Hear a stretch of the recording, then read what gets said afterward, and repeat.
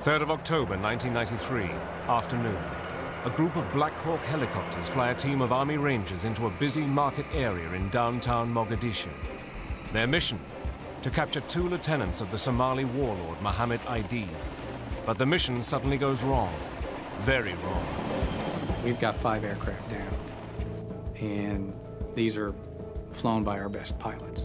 We are struggling as a crew to get that aircraft on its wheels. How did I do that? I have no idea. I caught a glimpse of them just as they were crashing. A huge dust ball. It looked from a distance that nobody could survive that type of accident. 18 American soldiers are killed. 76 are wounded. Hundreds of Somalis are dead. The events of that day have since become legend. You find out that some of your best friends, in fact, didn't make it out, and it was pretty devastating. Using rare archive film and reenactments, Battle Stations flies with one of the most sophisticated helicopters in the US Army, the Black Hawk.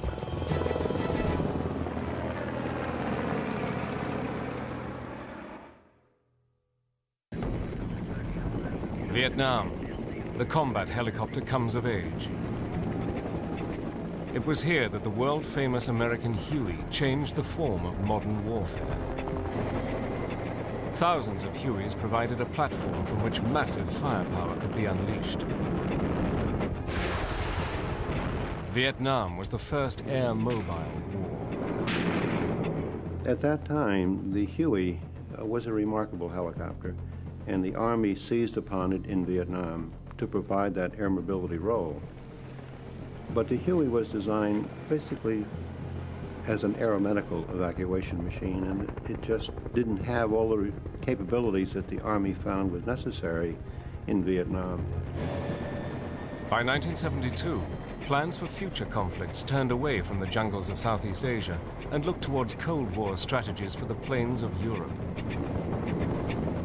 So in January, the US Army issued a tender for a new multi-role frontline helicopter. With a crew of 4, the next generation of helicopters had to be capable of lifting 11 men, or equivalent weight of cargo, up to 4,000 feet with a cruising speed of 200 miles per hour. A long time ago, a great man had the idea for something like a helicopter. His name was Leonardo da Vinci. Igor Sikorsky had devoted his genius since the First World War to the development of the helicopter.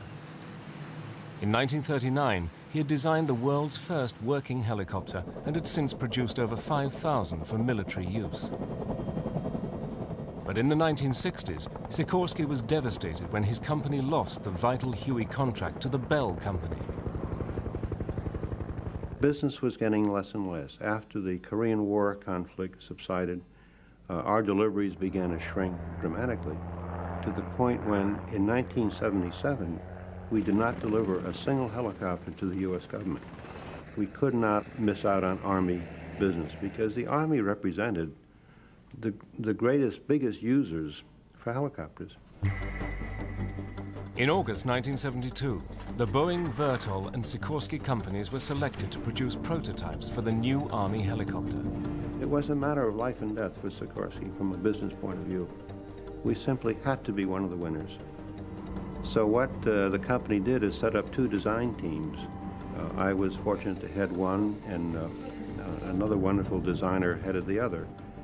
And then the same day, we presented top management with what our concepts would be for the Black Hawk helicopter. The first prototype was flown in October 1974, 6 weeks ahead of schedule. The Army had specified crash worthiness as a key requirement, and with this, the helicopter was able to carry heavier loads than anticipated. By June 1976, testing was complete, with flights logged hot and high, from desert to Arctic conditions. But late at night on August the 9th, 1976, disaster struck. Ray Leone received a call about a crash at Fort Campbell. It was a call he would never forget. I remember being awoken about 1 o'clock in the morning saying that one of our prototypes had crashed. And of course, to me, it was like receiving a call from a local hospital about your son or daughter involved in an automobile crash. They wouldn't tell you any details, just you better get here quickly. And we got there August 10th in the morning. And we got out to the woods where the aircraft was, and you couldn't really even see the helicopter until you were practically upon it. That's how dense the woods were. And we learned what had happened was that there was a full crew, 14 Army young people in our prototype flying at night. The skin of the rotor blade had come loose and caused violent vibration. The pilot had no choice but to crash land immediately. But he did a remarkable piloting job. He came straight down, chopping trees all the way down. He cut down about 40 trees with the rotor blades, big trees, and landed kind of hard, but he landed okay.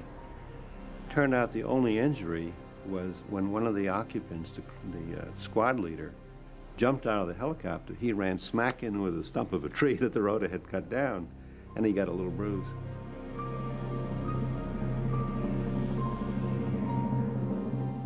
Well, the very next day, on August 11th, the Army team came in and put on 4 new main rotor blades, put on a new tail rotor, cranked up the engines, and my God, it took off like the Phoenix.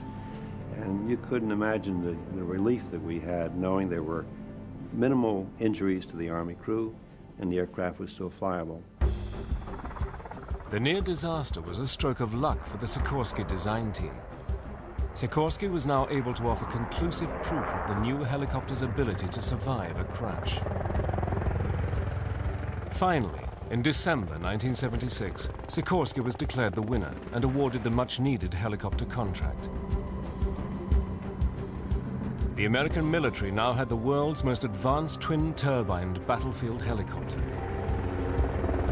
The unique flexible design, packed with electronic warfare systems, was intended for air assault work, air cavalry, and medevac missions.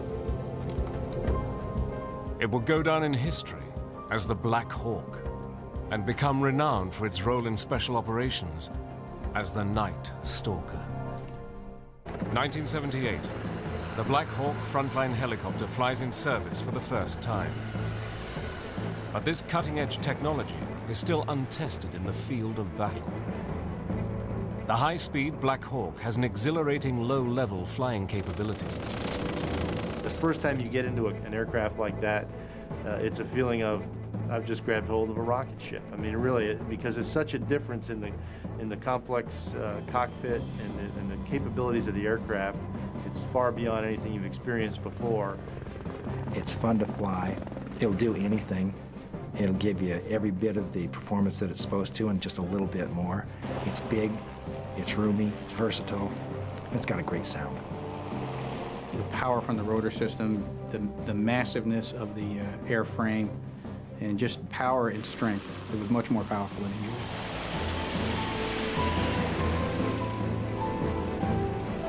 The sophisticated Black Hawk was packed with the latest avionics weapons systems. In addition, the helicopter was fitted with 2 machine guns operated by the crew chiefs. Its outstanding versatility required new skills of flying and crew coordination. There are 2 sets of controls, and for all intents and purposes, they're exact duplicates of each other. There is no pilot and command station. You could be pilot and command from either the left seat or the right seat. It really doesn't matter. When it comes to aircraft control, it is whoever is on the controls. Crew coordination is probably one of the most important aspects that we in the regiment and as pilots need to develop and to maintain.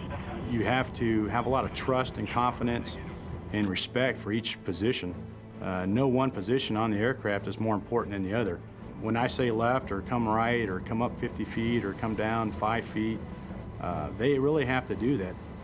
There will never be a landing where the crew chief's not out the window looking down saying 20 feet, 15 feet, 10 feet, 2 feet, tails on the ground, you clear down. That's what you would hear during a typical approach.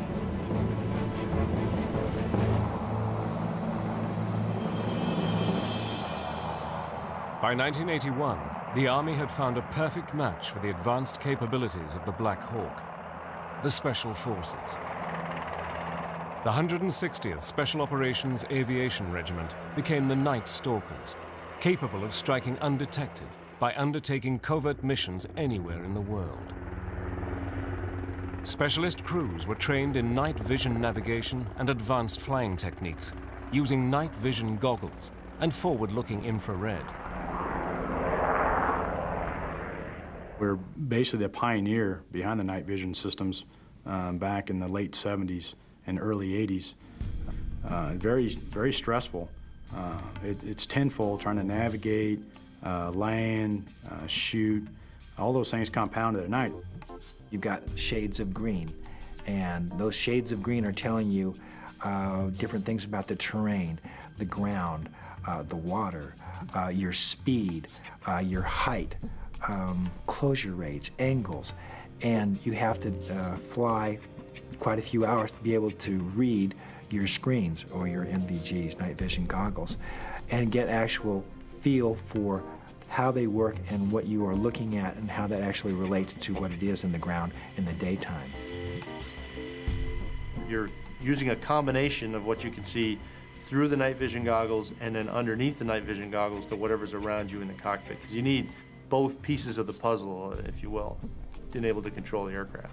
One of the most dangerous things that a crew chief could do, especially in special operations, is the night flying, confined space, trying to get into a space that can barely fit a helicopter. It's difficult, but once you've developed those skills, it's the only way to fly at night. You have to have them. Blackhawks and night vision goggles hit the Army pretty much at the same time. And there's no way that we could do the missions that we do now and since then without night vision goggles. In 1983, the Black Hawks faced their baptism of fire. In October, the US invaded the tiny Caribbean island of Grenada, believing that Soviet and Cuban advisors were intent on building a military base. Operation Urgent Fury had begun. America had vivid memories of being on the brink of nuclear war in the Cuban Missile Crisis some 20 years earlier. I had just gotten to the unit. I was only there for about a month. And I was brand new to the Black Hawk. I only had about 15 hours total in the aircraft. It was all very new to me. I hardly didn't even know anyone in the unit. So I was very, very uncomfortable going into this. And we took off at night. I can't remember how many aircraft we had. I want to say about 8. And headed for Grenada, which was about an hour and 20 minutes away, in an aircraft that has 2 hours and 20 minutes of fuel. And flew over the water at night, no horizon, hazy. We had been up for 2 days straight, getting there, very nerve-wracking. And we got to Grenada just about maybe a half hour after, probably right around sunrise. And then about 4 o'clock in the afternoon, we flew our first mission. Due to delays delivering their night vision equipment, Black Hawk crews had to operate in broad daylight, flying troops into battle and evacuating civilian hostages from the revolutionary forces. I had one of the few aircraft that had a Vietnam veteran pilot on board, and I was very happy to be with him. And I remembered at one point I took my fingers and I put them under my legs because I didn't want to look down and see if they were shaking. And I thought, well, that's probably not a good thing to do because we need to take the controls if he gets hit. We did that assault and then 3 more assaults bringing people in. By the end of the operation, the American forces had captured more than 600 Cubans. The overall failure of poor intelligence had made the operation costly in terms of personnel and equipment. Over the 3-day campaign, the Black Hawks had not been used to their full potential. Flying by day rather than taking advantage of their specialized night flying techniques had made special operations chaotic. Urgent Fury had lived up to its name. A lot of the main lessons that we learned in Grenada was, yes, we absolutely have to be able to operate these aircraft at night much more effectively. We have to modify these aircraft, the cockpit lighting, and we have to really embrace the whole idea of night vision goggles. The clandestine eyes of the night stalkers were soon to be tested, halfway around the world on the battlefields of Arabia. Desert Storm. On August 2nd, 1990, Iraqi dictator Saddam Hussein occupies neighboring oil-rich Kuwait. To his surprise, the West reacts swiftly, and President Bush forms a coalition determined to oust the Iraqi forces. 500,000 American and coalition forces assembled in the desert under the command of General Norman Schwarzkopf. On January the 17th, 1991, Operation Desert Storm, the mission to liberate Kuwait, began with a huge aerial bombardment against Iraqi military targets.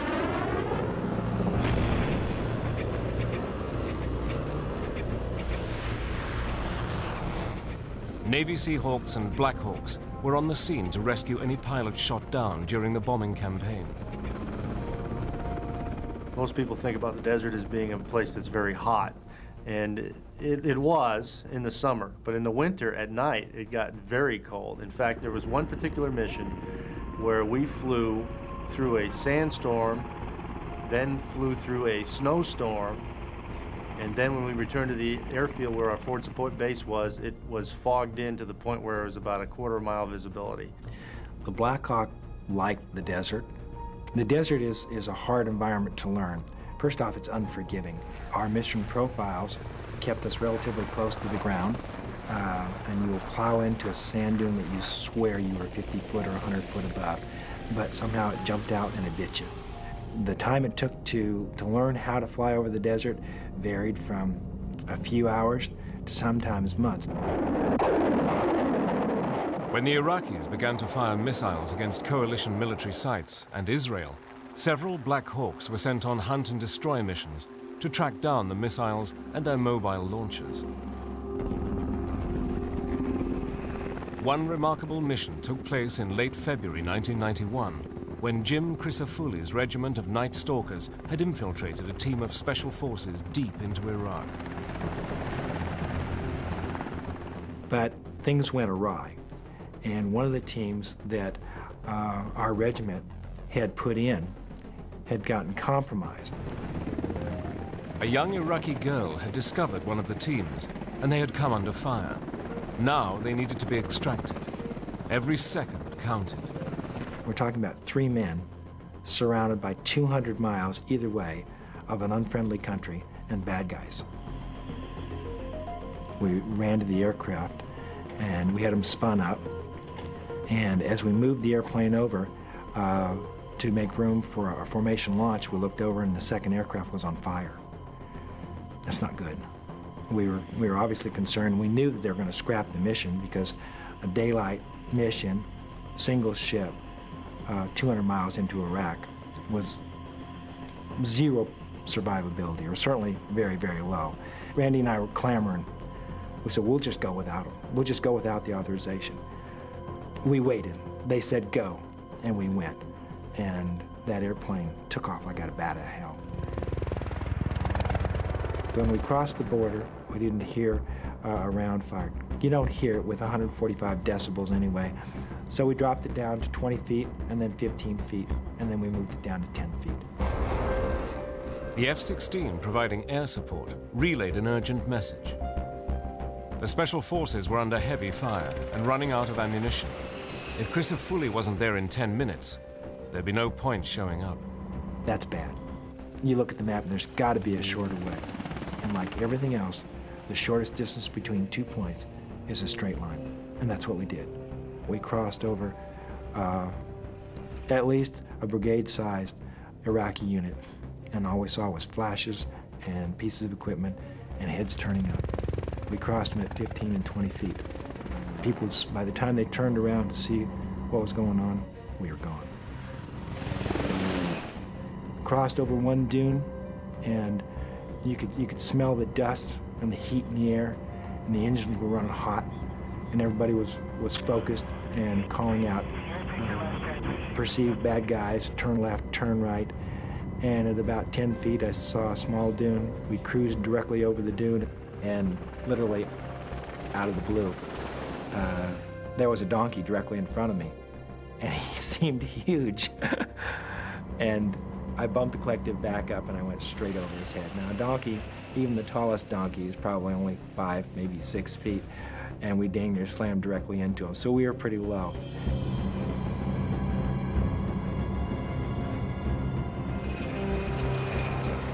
As we were heading into the target area, we were within 5 kilometers. We knew that there was a large set of power lines. So I turned around and he says, we're going to go under, we're going to go under. And he repeated, he said, we're going under. And everybody goes, okay, we're going under. And as we got closer and closer, we wound up seeing a smaller set of power lines that was directly under the major set of power lines. I said, Randy, I can't go under. I can't go under. We're going over. Miraculously, Crisafulli escaped hitting the power lines. Suddenly, the crew chief spotted the team below. I finally see him, and here's the bravest man in the world. Jeff Sims is standing on the berm on the edge of a ditch, and he's waving a VS-17 panel in the middle of a firefight, surrounded by bad guys. And there were bodies all around him, people that he had engaged and eliminated. You don't get that courage by accident. Radios wanted to know what was going on. The minis kept producing noise, flying about 4,000 a minute, times 2. I saw that probably the best way for us to position the airplane was to slam it back down, oriented about southwest, and that would place us in between most of the Iraqi ground fire and Jeff. Crisafulli thought he was there to pick up 6 operators, but there were only 3. I'm thinking, oh God, we left 3 on the ground. I said, where are they? Where are they? He says, they're not here. There's only 3. Let's go. And everybody seemed to scream in unison, let's go. The airplane is still taking hits. Flight controls took hits. Rudder blades were taking hits. We took off. Under cover of the dust cloud, the Special Forces made good their escape. For their heroic actions, Jim Crisafulli and co-pilot Randy Stevens were decorated with the Distinguished Flying Cross. Jeff Sims, leader of the Special Forces team, was awarded the Silver Star. For several weeks, the Allies kept up the aerial bombardment on Iraq. Saddam's war machine was battered, but not broken. Schwarzkopf now prepared for a major ground assault to finish the job off. At 4 a.m. on February the 24th, 1991, the ground war was launched. It was led by the largest helicopter assault in history. 300 helicopters, spearheaded by Black Hawks, lifted 5,000 airborne troops 110 miles deep into Iraqi territory. The operation was a stunning success. Thousands of Iraqi soldiers were taken prisoner. Within 100 hours, the ground war in Iraq was over. The Black Hawk operation with the 101st Airborne had proved the value of a rapid heliborne assault, and not a single American had lost his life. For 2 years, the Black Hawk helicopter and its crews enjoyed the accolades of total success from the Gulf War. But all that was about to change. The Night Stalker's next mission would become a nightmare that would haunt America to this day. Mogadishu. Mogadishu, Somalia, 1993. It began as a great humanitarian mission and became the costliest battle for US troops since Vietnam. Somalia had suffered from years of terror by rebel warlords, and now the beleaguered country was in the grip of a major famine. America had joined a UN peacekeeping force of 38,000 troops. In June 1993, local warlord Mohammed Aidid's forces killed 24 UN peacekeeping troops whilst they were patrolling the streets of Mogadishu. America responded with a series of snatch and grab raids on Aidid's strongholds, led by Black Hawk Night Stalkers with US Special Forces. October the 3rd, 1993, a further mission is planned to capture Aidid's top 2 lieutenants. The American Joint Operational Command used live TV and radio equipment from observational helicopters to control the operation and to produce publicity pictures for the world's press. So it is decided to go for a daylight assault on the target house. Operation Irene is planned to take less than 1 hour, But the mission is fatally flawed. Without a doubt, we all prefer to go at night. All the things that we had give us a tactical advantage at night. In the daytime, it becomes a fair fight. Nobody wants a fair fight. In a military operation, you want as much advantage as you can possibly put into the mix, and by going at night, that gives us that advantage. We wanted to do every single mission that we could at night. If they were available during the day, we went after them during the day. But we would prefer to hit every target at night. For the Black Hawk crews, this mission on the target house is filled with danger. This one was as hazardous as any we had flown. The dust conditions were as bad as they had been anywhere else. It was in a place called the Black Sea, which is where most of the enemy was located. There were no landing zones. An alleyway in a city like Mogadishu is not big enough, and we knew that we couldn't land, which doesn't limit us in putting people on the ground because we're flexible and we can do what's called a fast rope insertion, but it limits us in how we get them out. So we knew that there was additional risk on this mission, and I think everyone sensed that as we walked out to the aircraft, but we still felt that it was an acceptable risk, and we took it on. On the afternoon of October the 3rd, 8 Black Hawks lead an air armada of 19 aircraft, 12 vehicles, and 160 Delta and Ranger forces into the heart of Mogadishu. The trail helicopter is known as Super 6-2. Want to stack up about 200 feet. The mission of my crew, we were in Super 6-2. We carried Delta operators on board who would actually go into the building and capture the people they were going after and secure them and bring them back to the base. Once we dropped off our operators, my responsibility on my gun was to take out any type of threat to the ground forces, either to the Rangers or to the Delta operators with the miniguns. Leading 4 Black Hawks and carrying a Ranger blocking force to prevent Somali reinforcements from arriving is Mike Durant in Super 6-4. Mike elected to bring us to a hover, thinking it would just be a few seconds. I would tell you it probably was maybe 30 seconds, maybe a little bit longer. It felt like an hour, where we're just hovering in broad daylight over the city. Yes, we're blowing up a tremendous amount of dust. We're kind of making a smoke screen for ourselves. It was a very, very, very uncomfortable, very, very vulnerable feeling. I'm currently hovering in the southwest corner of the embassy. We were very successful in implementing, putting our operators where they needed to be at the target so they could perform their mission. And in fact, their mission went well. They captured and detained everyone that they needed to that was in that building. And it wasn't until after that, when they went to get out of the facility, that we started running into problems. We got everybody in where they needed to go. Departed the area, went north of the city, and for all intents and purposes, we were done because we couldn't go back in to do an extraction.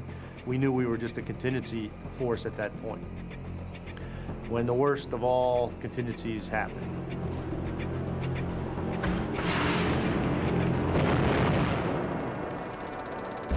About 40 minutes into the mission, Cliff Walcott and Donovan Briley's aircraft was shot down by what we think was a rocket-propelled grenade. The first inclination I had that there was a problem was when Super 6-1 called that they had been hit and were going down. I caught a glimpse of them just as they were crashing.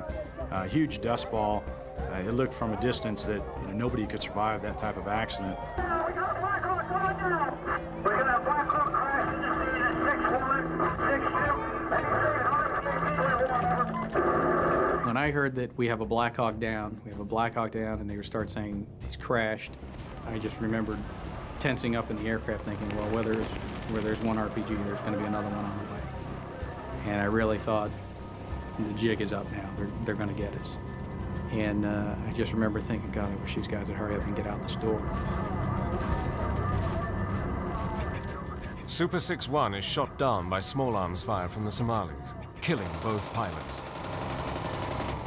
A Little Bird crew makes an incredible landing at the crash site and drags out the 2 survivors, taking them to the US hospital. By now, American Special Forces vehicles on the ground are being shot up on all sides by the local Somali forces. Paul Shannon witnessed the Black Hawk down, and now his aircraft, under the command of Mike Goffina, comes under fire. When I was hit, I was both hands on the minigun, scanning for targets. and all of a sudden my left hand hit my chest, and I rolled off the seat into the back of the aircraft. Jeff, which side of the aircraft is he on? He is sitting right behind you.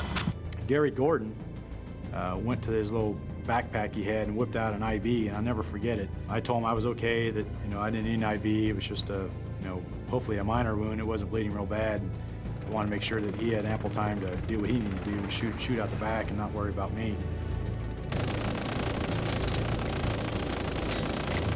Brad Hollings took my spot on the gun. He was one of the operators in the back, and he began to shoot the minigun. He gave me his rifle to shoot out the back, and that's where I took up a position. Now I had a little rifle in my hand, and I'm sitting kind of vulnerable in the back. So I had a lot of time to reflect, and saw a lot of things coming at us, and knew it was probably inevitable that if we stayed, in the flight pattern, we're probably bound to eventually get hit. The Somalis had become experts with the RPG launchers, and now victim number 2 is in their sights. Mike Durant and his crew are busy providing fire support to the Rangers trapped below. We joined the orbit with Super 6-2. Just a few minutes, maybe 2 or 3, that he was in the area. And all of a sudden he called and he said, whoa, 6-4's hit. 6-4's hit. We only made it around the pattern probably 4 or 5 times, and we were hit by what we think was a rocket-propelled grenade also, right in the tail.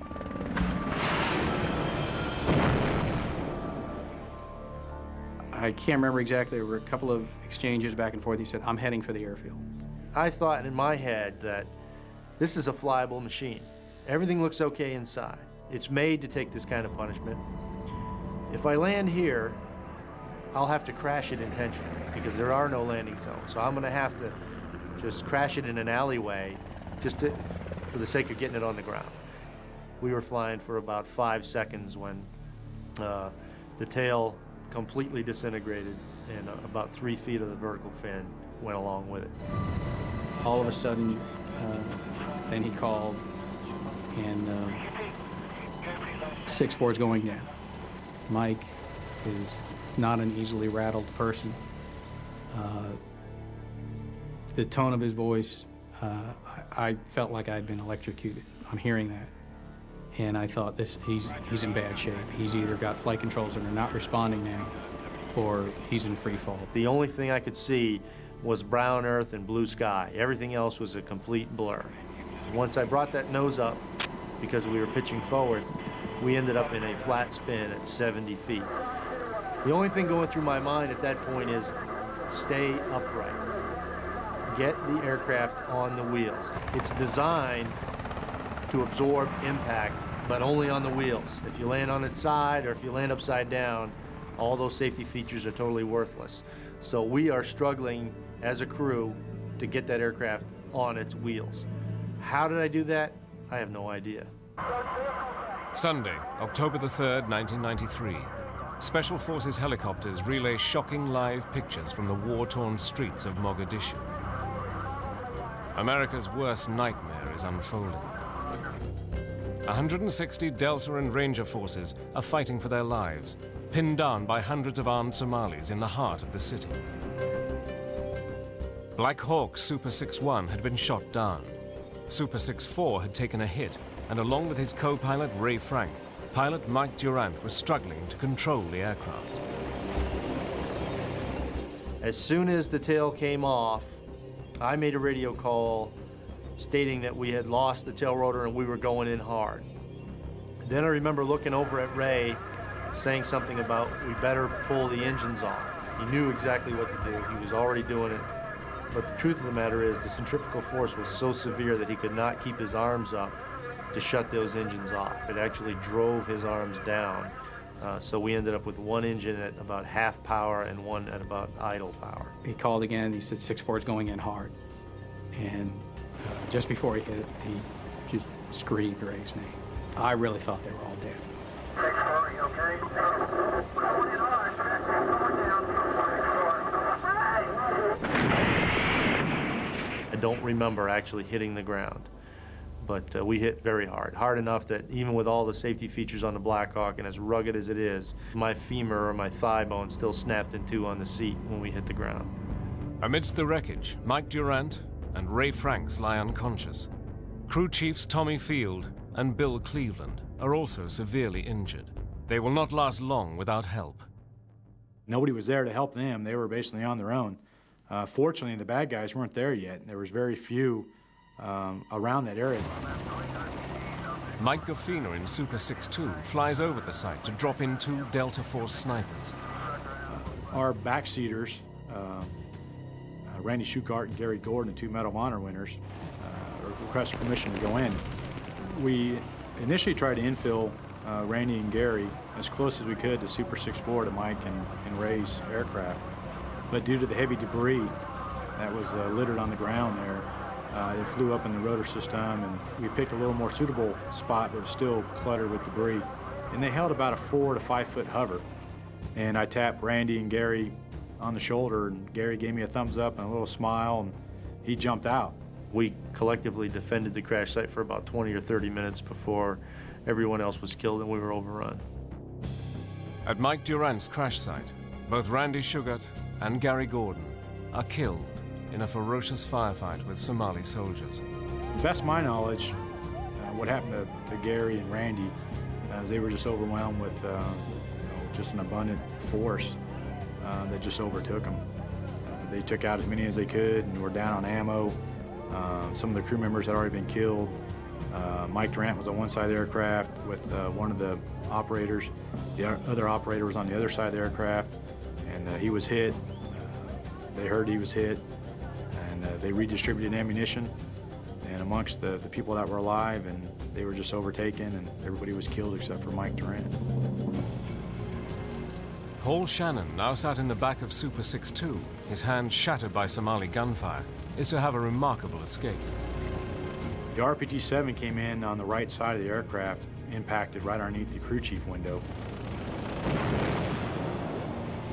The RPG-7 took off Brad's knee, his right knee basically was gone. He fell back on top of me off his seat. I was knocked unconscious for maybe 5-10 seconds, kind of hard to tell. The co-pilot was knocked unconscious.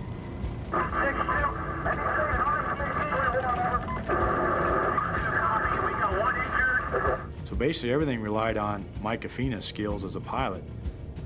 He had tons of horns and sirens going off in his helmet, so he was instinctively trying to find a place to put us down. He thought we were going to crash right there in the city as well. So he picked out a road that he was just going to set us down on. And as we started to descend, he started to pull in collective a little more power, and realized that we were still able to maintain flight. And what the pilot had seen was the Newport facility. There weren't any boats there, so the unloading area was clear, and we came in and did basically an aircraft landing.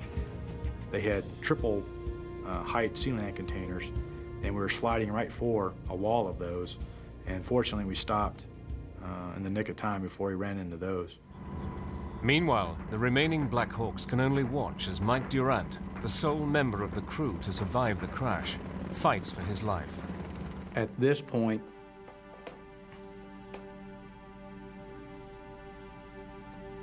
we've got 5 aircraft down, and these are flown by our best pilots. Shortly after this, one of the commanders on the ground called and said, "I've got 2 wounded guys that are going to die if I don't get them out of here." Roger, I contacted higher reference Chief Blair. They do not have any... Colonel Harrell, who was in the command and control aircraft, called and said, "I can't send in any more helicopters. The area is still too hot. Just hang on. We're going to get some tanks to punch through to you with them in armored vehicles." Emotionally, for me, I don't want to overstate it too much, but here I am now prepared to do this, and now we've been let off the hook. And on the one hand, I was relieved that we were now not probably going to get shot down and killed. On the other hand, we desperately wanted to get in and help. Eventually, blooded and shocked by the chaotic nightmare, the Rangers and Delta forces are rescued by a UN armored convoy. The captured and tortured Michael Durant was later paraded to the world on TV. When you're initially captured, you're fearing for your life. The highest priority is survival, or are you going to make it through the next few minutes? CW3, Mike Durant, U.S. Army. You crave for information about what went on around you, where is everyone else, what's their status, did they survive? I didn't know that no one else at our crash site had survived until I was released. How long? How old? 32. Whether we survived or not, they were going to get us all out of there, and I knew that. And that provides you some sense of security. You feel like maybe you're almost not alone, knowing that everybody's out there and they'll do what they can. I'm a Black Hawk pilot. Black Hawk pilot. I can't explain why I wasn't killed. It is a miracle. It's a miracle, it's luck, it's whatever everybody that assesses the situation happens to believe, I guess. But I did some things that may have helped facilitate my survival, but a lot of it was certainly out of my hands. All we knew at that point when we came back from the mission that day about Mike and Ray was that they were down and they were missing in action. We didn't find out until the rest of the world found out, and the videotape of Mike when he was in captivity, and the videotapes of them dragging the bodies through the streets. We were horrified, we were enraged that is what had happened to them. We wanted revenge, probably more than anything else. Those were our friends. These weren't people that we just knew casually. These were guys that we'd known for years. People talk about being a band of brothers, and you're closer to these people than brothers. And it was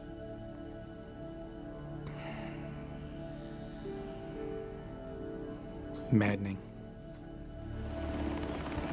18 American soldiers had been killed and 76 wounded. Hundreds of Somalis had died. After 5 days of intense negotiations, Mike Durant was released.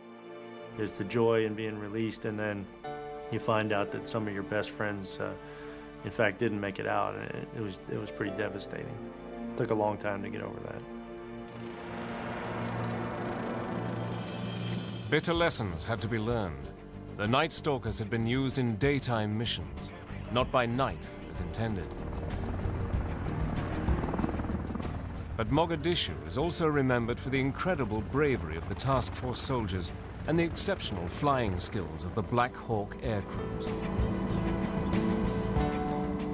The Black Hawk has been in service around the world for 25 years. With its advanced technology, this outstanding helicopter will remain in the forefront of battle in the era of electronic warfare. But for the men who crew it, the Black Hawk is something more. It is a machine of strength, ensuring success in the face of adversity. I truly believe I owe my life to the design of the Black Hawk. We hit the ground very hard. There's no question that in many other types of helicopters, it would not have been a survivable crash. If not for the design of that aircraft, I wouldn't be sitting here today.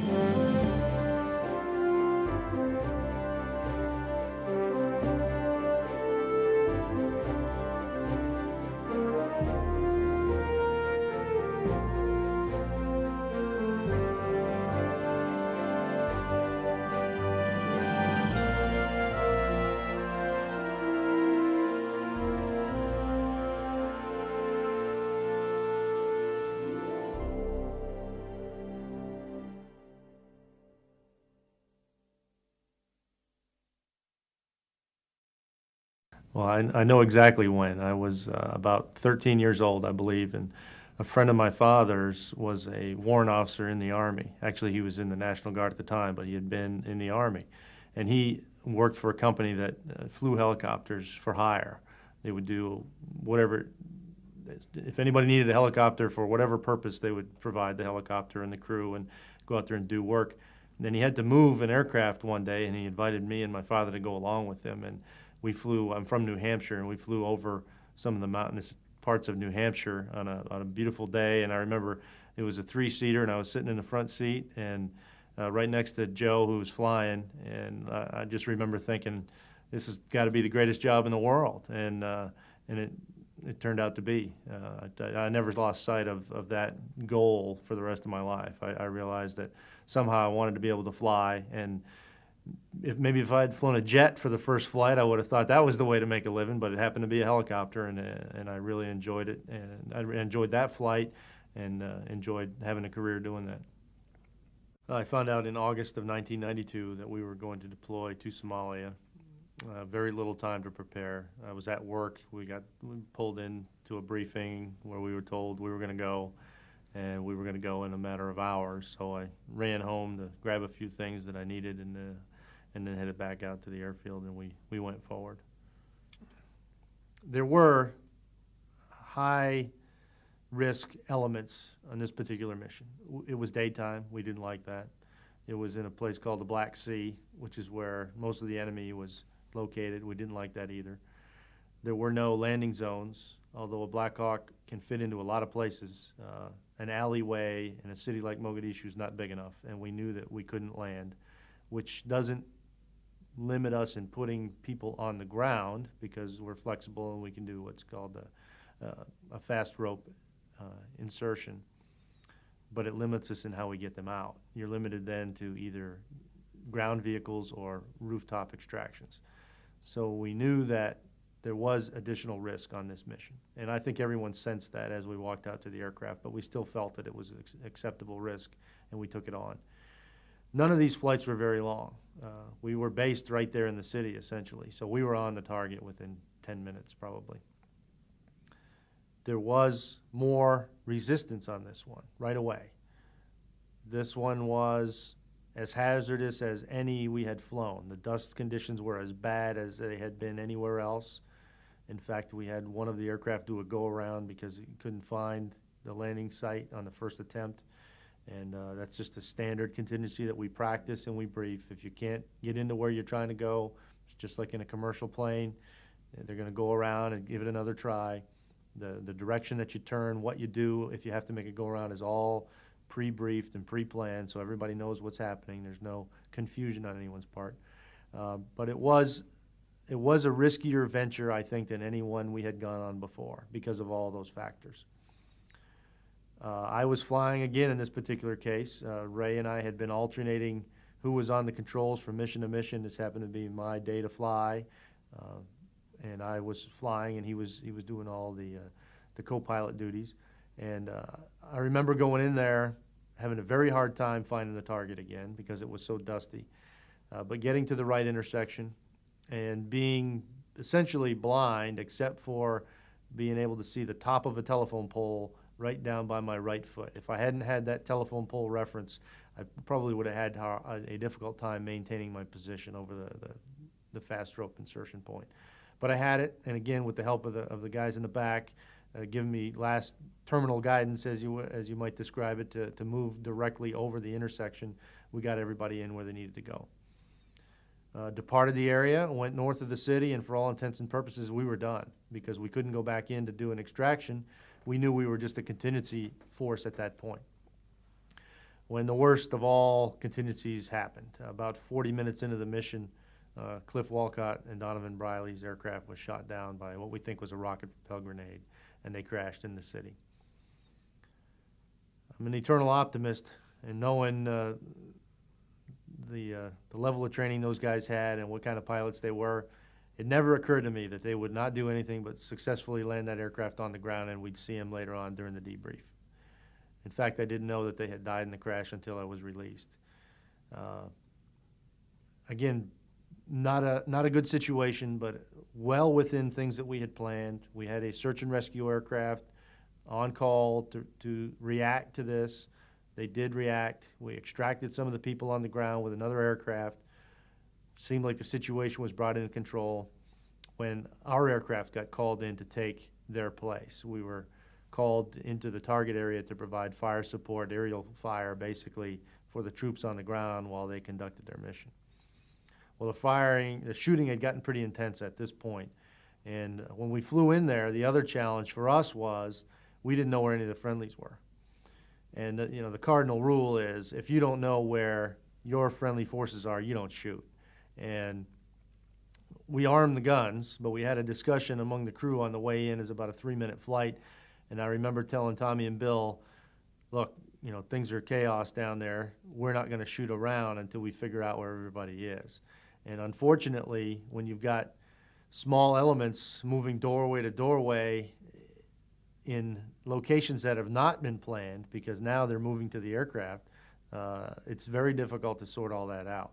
So in fact, we never did fire around from our miniguns before we were shot down.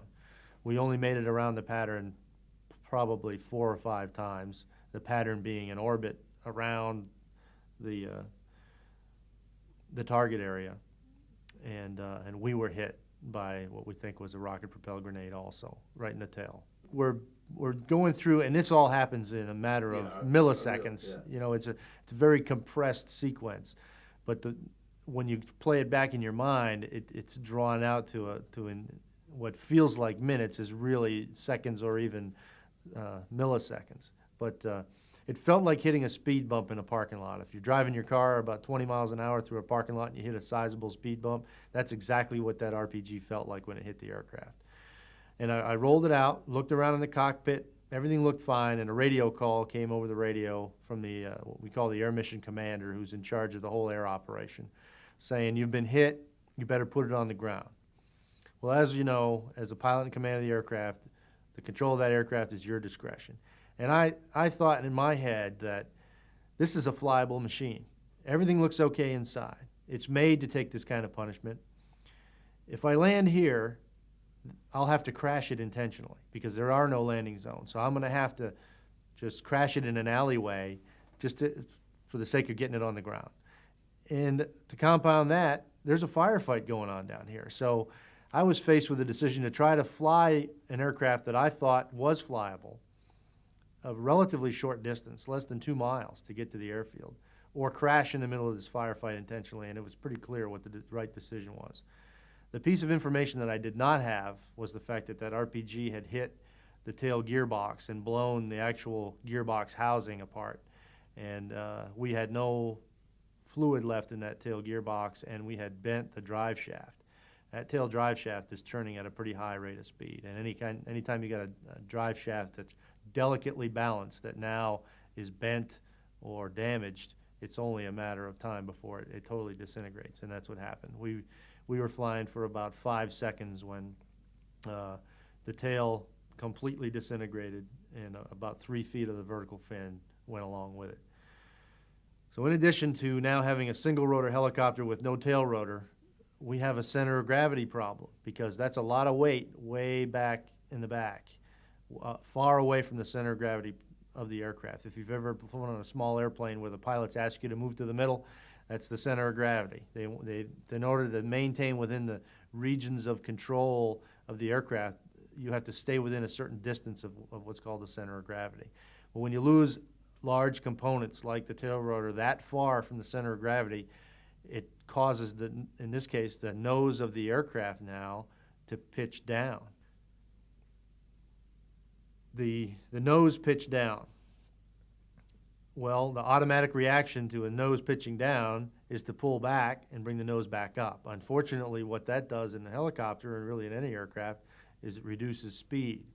Well, speed is the only thing that's going to help you when you have lost your tail rotor in a helicopter, because that tail rotor is there to keep you from spinning. And with speed, there's enough wind coming across the fuselage to streamline you in the direction of flight if you're going fast enough.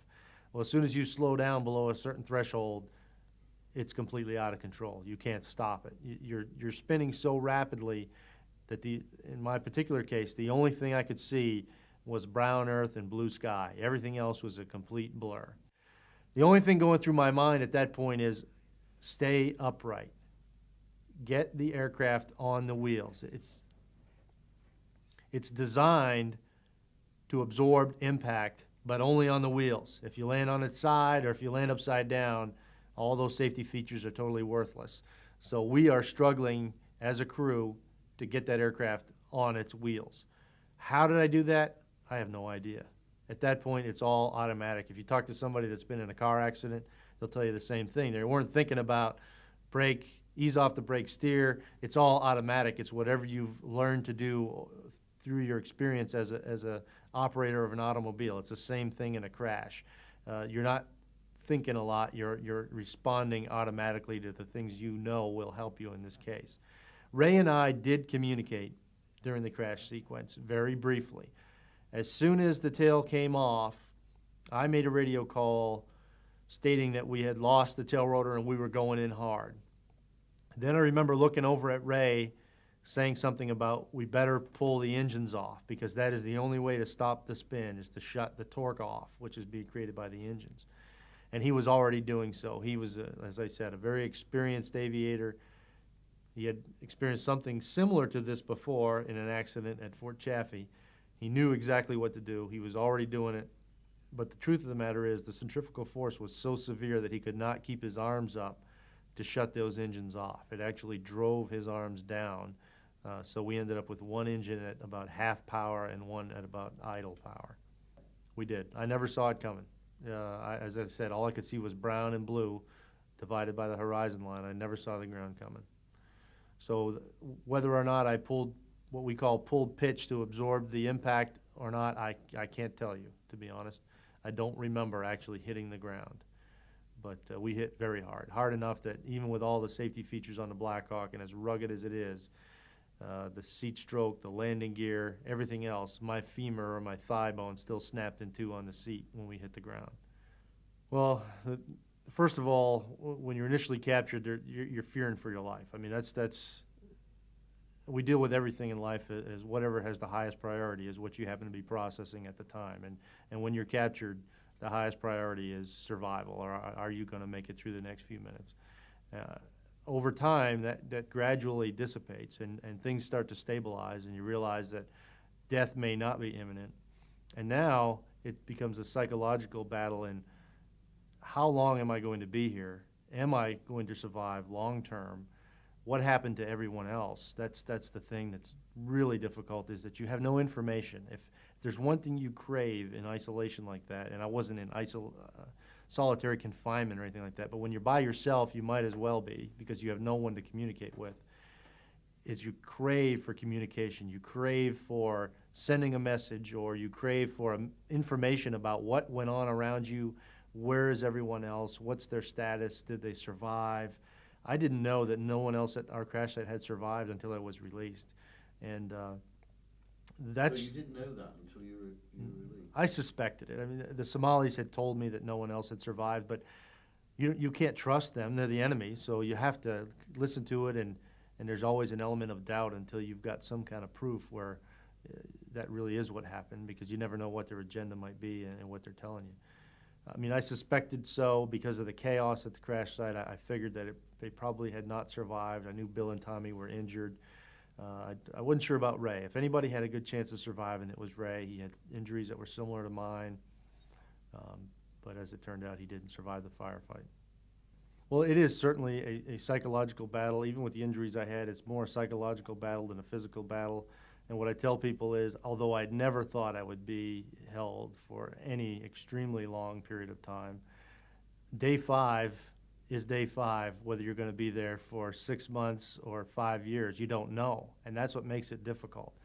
And I think the big thing is not to get focused on the situation in its entirety. You have to focus on small pieces.